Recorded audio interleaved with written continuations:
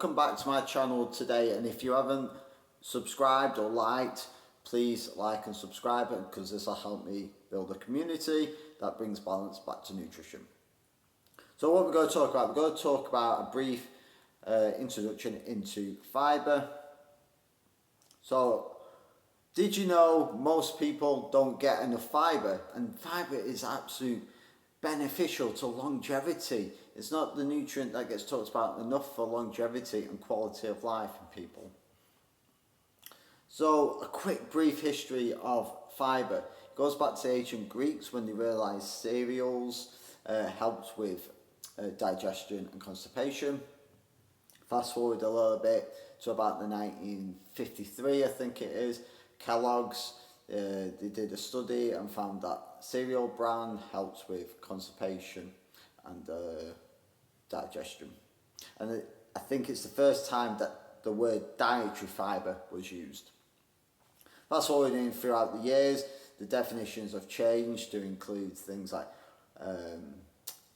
polysaccharides, because just before that it was just deemed as cell walls in plants that can't be broken down, hydrolyzed.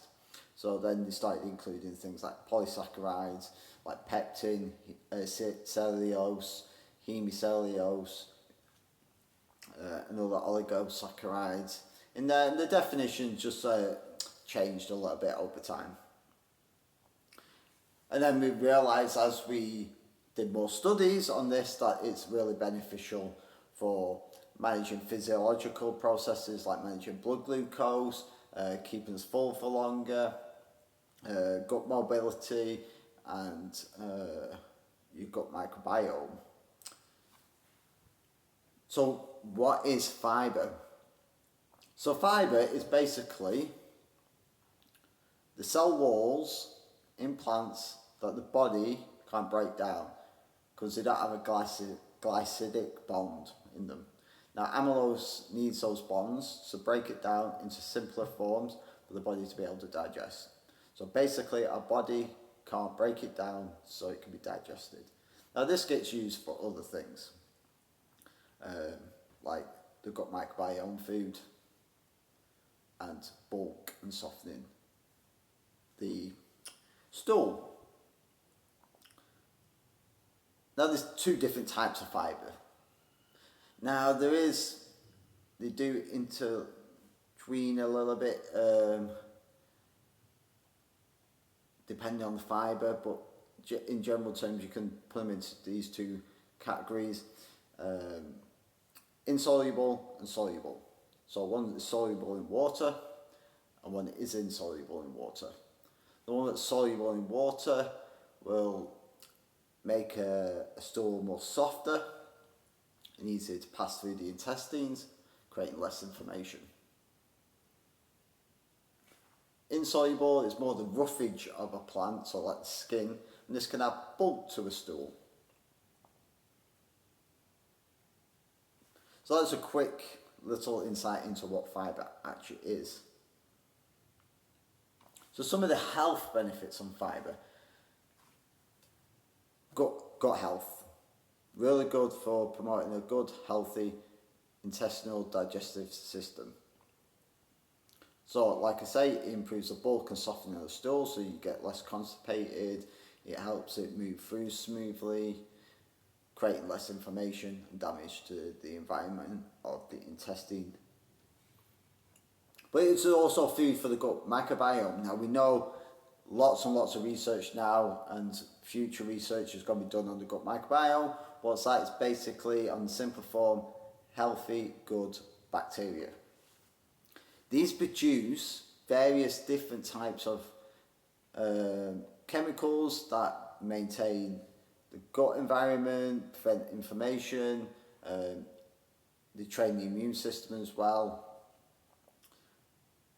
as managing physiological processes like blood glucose.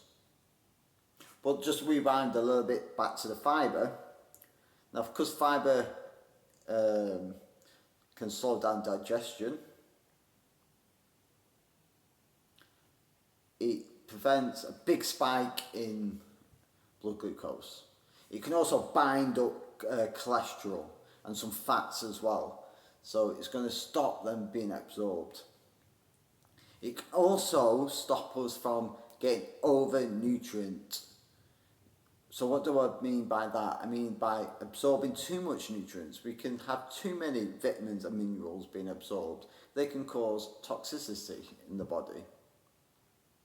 So they can manage that as well.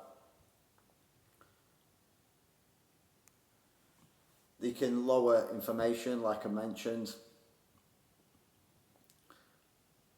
So the recommendations for fibre. We should be all aiming for 30 grams a day. Most of us don't get that. Between 14 and 20 grams people generally get. For optimal health, we need to be aiming for around 50 to 60 grams. But you need to do this slowly. So if you're not used to it, you can get gas in. You need to keep yourself well hydrated as well, because it requires a lot of fluids.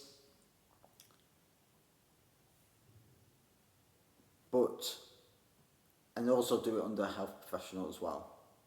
Especially if you've got a health condition, because there may be various adaptations you need to do, etc.